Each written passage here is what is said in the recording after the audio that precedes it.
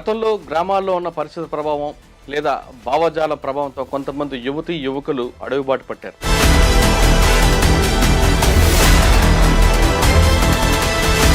ఈ వారం మన guest Guvvala Mahesh alias Subhash. Barnur out post మీద అటాక్ ఎలా జరిగింది? దక్షిణ తెలంగాణ మావోయిస్ట్ పార్టీ మొత్తం చేసిన దాడి. ఎందుకు మన్నూరు ఎందుకు ఎంచుకున్నారు? అవుట్ పోస్ట్ అని అంటే 3 జిల్లాల వాళ్ళు ఒక నెల పాటు ఫారెస్ట్లోనే ఉండి ఎదడు కట్టెలతోటి స్టేషన్ నిర్మాణం చేసి ఒక నెల మొత్తం రిహార్సల్ చేసినాం. ఎక్కడ ఏ టీము దాడి చేయాలి. కర్ణాటక పోలీసు వాళ్ళు వచ్చారు. ఇక్కడ వీళ్ళు దొరికిరు 11 మంది. వీళ్ళని వేసేద్దామని మాట్లాడుతూ అంచాల దగ్గర కూడా అంబుష్ చేస్తారు. అప్పుడు జన్మభూమి ప్రోగ్రామ్ ఏదో జరుగుతున్నది, దేవేందర్ గౌడ్ కోసం అనేది పెట్టింది, హోమ్ మినిస్టర్ కోసం. దాంతో కొట్టిరు. గువ్వల మహేష్ కోసం అప్పుడులో పోలీసులు మీ ఇంటికి వెళ్ళి మీ అమ్మగారికి నాన్నగారికి బట్టలు పెట్టడం, అది కూడా వినకపోతే ఇల్లు బ్లాస్ట్ చేయించారు. ఈ 2 సంఘటనలు తెలిసే ఎప్పుడైనా? ఉద్యమంలో లోపల ఉన్న వాళ్ళని బయటికి తీసుకురావడంలో భాగంగా దాన్ని ఎట్లా సమర్థిస్తాం? ఆర్టీసీ బస్సులు దగ్ధం చేయడం వెనుక ప్రజల ఆస్తే కదా. ప్రజల ఆస్తిని దగ్ధం చేస్తే మీరు ఎవరికి నష్టం చేస్తున్నట్లేదు. ఆ రోజులు ఉన్న పరిస్థితి ప్రకారంగా ప్రజలకే నష్టం, కానీ నేను చేసే పని కూడా ప్రజల కోసమే కదా అని ఆలోచన. దగ్ధం చేయడం వల్ల ఆ గ్రామాల బస్సులు వచ్చేవి. ప్రజలను ఇబ్బంది పెట్టింది వాస్తవం. కొన్ని గ్రామాలకు బస్సులు బంద్ చేసింది వాస్తవం. గవర్నమెంట్ ఇబ్బందులు అయినాయి. అంటే అయితే అడవులు ఉండాలి లేదా తన దగ్గర ఉండాలనేది నయం పాలసీ. అవును. మీకు పిలిచి ఏం చెప్పాడండి? సరెండర్ అయిన దగ్గర నుంచి ఏ అయితే ఆఫీసర్ ఉన్నాడో అనే తీసుకుపోయి వాళ్ళ కారు ఎక్కించింది. అవునా? అంతే కదా. ఎవరో ఒక ఆఫీసర్ అంటే మనిషిని ఒక గీత గీసి తను ముందే గీసుకున్న గీతలో దింపాలనే ప్రయత్నంగా మాట్లాడాడు. అయితే నన్ను చంపాలనే వచ్చినావు నువ్వు బయటకు. నేను బతకాలని బయటకు వచ్చినోని నిన్ను చంపాలని నేను ఎందుకు అనుకుంటా? ఇట్లా మాట్లాడతాను. గువ్వల మహేష్ అలియాస్ సుభాష్ 2000 నుండి 2006 వరకు రాచకోట ధరలో అంటే సిటీ శివారులో ఏ యాక్షన్ జరిగినా ఫస్ట్ నీ పేరు వినిపించింది. అటు యాచారం పొల్యూషన్ అవ్వచ్చు, తర్వాత అక్కడ ఒక బీజేపీ నాయకు మీద అటాక్ అవ్వచ్చు, లేదు మహబూబ్నగర్లో మన్ననూరు పొల్యూషన్ మీద అటాక్ అవ్వచ్చు, లేదు చౌటప్పల్ దగ్గర రిలయన్స్ బంక్ మీద అటాక్ అవ్వచ్చు, ఒక ఎస్ఐ మీద దాడులు, ఇవన్నిట్లో కూడా పేరు వినిపించింది. కానీ ఎవరికి చిక్కకుండా యాక్షన్ చేయడం, పారిపోవడం అనేది మీ యొక్క స్టైల్. అంటే ఇన్ని యాక్షన్ చేయడానికి పార్టీ యొక్క ఆదేశాల మేరకు చేయడం తప్ప వ్యక్తిగతంగా ఎవరికి కారణాలు ఉంటాం. మీరు వెళ్ళిన తర్వాత అక్కడ చేసిన కార్యక్రమాలు ఏంటి? ఏ లక్ష్యంతో అయితే పార్టీలోకి వెళ్ళారో ఆ లక్ష్యం నెరవేరిందా లేదా అనే ప్రశ్న సమాధానం చెప్పే ముందు ఒకసారి గువ్వల మహేష్ కుటుంబ నేపథ్యం చెప్పండి. అన్నమాది రంగారెడ్డి జిల్లా ఇబ్రహీంపట్నం రాయపూల్ గ్రామం. మేము అంటే పేద కుటుంబమే. మేము 3 అన్నదమ్ములం. నేను 2వ ఆయనని. మాకు ఒక అక్క. నేను రాయపూర్లోనే 10th వరకు చదివిన.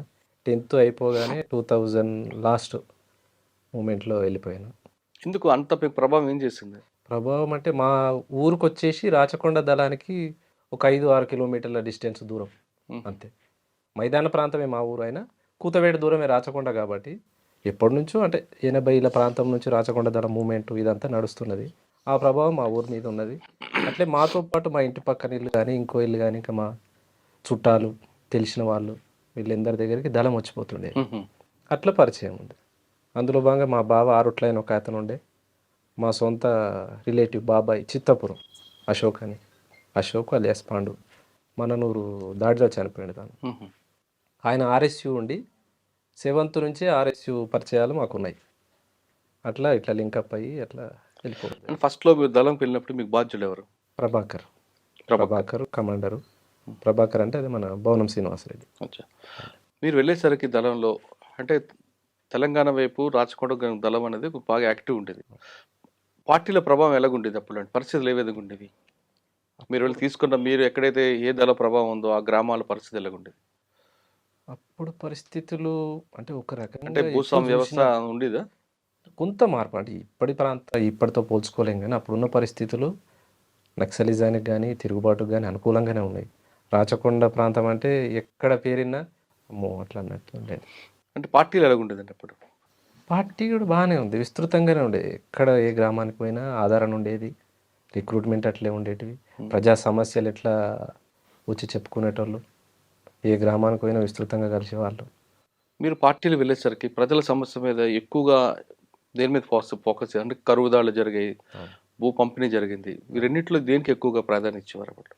అంటే నేను రిక్రూట్ అయ్యే నాటికి కరువు దాడులు చేసినాం కానీ భూ పంపిణీ అనేది అప్పటికే ఆగిపోయింది. హుహు. 2000 కంటే ముందే భూ పంపిణీ ఉంది కానీ 2000 తర్వాత అసలు భూ పంపిణీ అనేటివి లేవు. అంటే ఆర్థికమైన పోరాటాల వైపు ప్రజల్ని మొగ్గు చూపొద్దు అనేది ఒక తీర్మానం ఒకటి ఉన్నది పార్టీది. హ్మ్. అట్లా భూ పోరాటాలు తీసుకోలేదు. ఎందుకంటే భూ పోరాటాలు తీసుకున్నా అవి ప్రజల చేతిలో నిలబడట్లేదు అనేది రాష్ట్ర వ్యాప్తంగా సమీక్ష చేసి పార్టీ అటువైపు పోవద్దనేది. అచ్చా. అంటే భూమి పంచుతాం కానీ వాళ్ళకి పట్టాలు ఇయ్యలేం కదా మనం. అవును.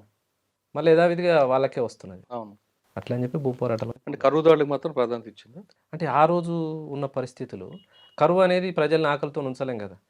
ఒక దగ్గర టన్నుల కొద్దీ రైస్ మిల్లర్లు ఉండేటిది, దొరల దగ్గర ఉండేటిది, పెత్తందారుల దగ్గర ఉన్నాయి కాబట్టి ప్రజలకు తక్షణంగా మనం అందించాల్సింది. ఆ విధంగా మంతన్ గౌరెల్లి కాదు మొండి గౌరెల్లిలా కరువు దాడి చేసినాం. చేసి బియ్యము మీరున్న టైంలో మొండి గౌరెల్లి, ఆరుట్ల అవును ఈ రెండిట్లో చాలా పెద్ద కరువుదాడి జరిగింది. అవును ఒకసారి వాటి గురించి రివీల్ చేయండి. చింతపట్ల విలేజ్ మొండి గౌరెల్లి హ్మ్. ఈ 2 గ్రామాల మధ్యన ఒక్కడే డీలర్ ఉండేది. అప్పుడు గవర్నమెంట్ పనికి ఉపాధి పథకం కింద బియ్యం పంపిణీ జరిగేది. పనికి ఆహార పథకం. పనికాహార పథకం కింద బియ్యం పంపిణీ జరిగేది. అది సక్రమంగా పంచుతలేరు, జరుగుతలేవు, ఇక అక్రమాలు జరిగి బయట అమ్ముకుంటున్నారు అనేది మనకు వార్త ఉంది. ఇట్లా కాదు మరి కరువు దాడికి సిద్ధపడదామా అనేసి ఒక వారం 10 రోజుల నుంచి ఆ గ్రామాల ప్రజలందరినీ కలిసి ఆ గ్రామాలలో ఉన్న సంఘాలతోని సమాచారం తీసుకొని అందరూ పార్టిసిపేట్ చేయాలి, మరి చేద్దామనంటే చేద్దామని ఒక నిర్ణయానికి వచ్చి దాడి చేసాం. హ్మ్. దాడి చేసి బియ్యాన్ని ఎన్ని ట్రాక్టర్ గంటలప్పుడు జరిగింది ఇది? నైటే హుహు. సాయంత్రం పూట 7 గంటలకు 8 గంటలకు ఊర్లోకి వచ్చేసి 2 గ్రామాల వాళ్ళని తీసుకొచ్చి మీరు తీసుకెళ్ళిపోండి, ఎవరి కాళ్ళు తీసుకుపోయారు అంటే ఎవరి కాళ్ళు తీసుకుపోయారు కానీ ఎవరంతలో వాళ్ళు సంతులు తీసుకుపోలేదు. తీసుకుపోయి గౌరీల కాడ ఏం జరిగిందంటే వాళ్ళు ఒక బండ మీద ఊరు బయట పోసి పంచుకున్నారు. అది అప్పటికే లీక్ అయిపోయింది. తెల్లారి డిపార్ట్మెంట్ వచ్చిర్రు, కేసులు అయినాయి, అదంతా జరిగింది. ఎవరెవరైతే కేసుల పాలయ్యారో మళ్ళీ వాళ్ళందరినీ కూడా విడిపించినాం. మీరు పార్టీలో వెళ్ళేసరికి మీకు తుపాకీ మీద అవగాహన లేదు. కానీ పార్టీలకు వెళ్ళాక తుపాకీ పట్టుకొని ఎక్కడ ట్రైనింగ్ తీసుకున్నారు? గుట్టల్లోనే, రాజకొండ గుట్టలోనే? ఫారెస్ట్లోనే ఎవరికైనా రిక్రూట్ అయిన వాళ్ళు ఎవరికైనా పార్టీ రోజువారీగా శిక్షణ ఉంటుంది. 3 నెలలకో 6 నెలలకో మిలిటరీ క్యాంప్ ఉంటుంది, పొలిటికల్ క్యాంప్ ఉంటుంది. పొలిటికల్ క్యాంపులో పొలిటికల్ శిక్షణ ఇస్తారు, మిలిటరీ క్యాంపులో మిలిటరీ శిక్షణ ఇస్తారు. ఈ రెండిట్లో దేనికి ఎక్కువగా మీరు ఇంట్రెస్ట్ చూపించేవారు? రాజకీయ వైపు వెళ్ళేవారా, లేదు తుపాకీ పట్టుకొని వెళ్ళాలనుకున్నారు? అంటే నేను ఇంట్రెస్ట్ చూపిస్తాం అనేది ఏముండదు. పార్టీ పార్టీ ఆదేశాలు. ఆదేశం ఏదైతే చేయమంటారో దానికి వెళ్ళాల్సిందే మ్మ్. ఎవరమైనా. నేను ప్రస్తుతానికి రాచకొండ ప్రాంతం, నేను ఇక్కడనే పని చేస్తా అంటే కుదరదు. మ్మ్. పార్టీ నిర్ణయానుసారం నువ్వు వేరే రాష్ట్రం పోవాలన్నా పోవాలి, వేరే జిల్లాకు వెళ్ళాలన్నా వెళ్ళాలి. అచ్చా. అంటే రాజకీయము మిలిటరీ రెండు మిళితమై పొలిటికల్ లైన్లానే వెళ్ళాలి తప్పితే మిలిటరీ ఆధీనంలోకి రాదు. ఓకే. మీరు పనిచేస్తున్న టైంలో కరువుదాడులు చేశారు, అంత బాగుంది. అవును. కానీ ఆ ప్రాంతం మంచాల, యాచారం, ఆదిబట్ల ఆ ప్రాంతంలో రాజకీయ చైతన్యం లేదు ప్రజల్లో అప్పట్లో. వాళ్ళకి రాజకీయ చైతన్యం కల్పించడానికి ఏమైనా పార్టీ నిర్ణయం తీసుకుంది అప్పుడు? భూ పోరాటాలు కాకుండా కరువు దాడులు చేసినాం. ఇంకోటి గ్రామాలలో ఏ సమస్యలు అయితే ఉన్నాయో దాని మీద తిరుగుబాటు. ఇప్పుడు మహిళా సంఘాలు ఉన్నాయి, వివిధ రకాల రైతు కూలి సంఘాలు ఉన్నాయి. అప్పటికి పార్టీ సంఘాల మీద పూర్తిగా నిషేధం ఉంది. బయట ఏ సంఘాలు అయితే ఉన్నాయో ఆ సంఘాలలో వీళ్ళని మిళితం చేసి పోరాటాలు చేయించాం మ్మ్. రైతులతో.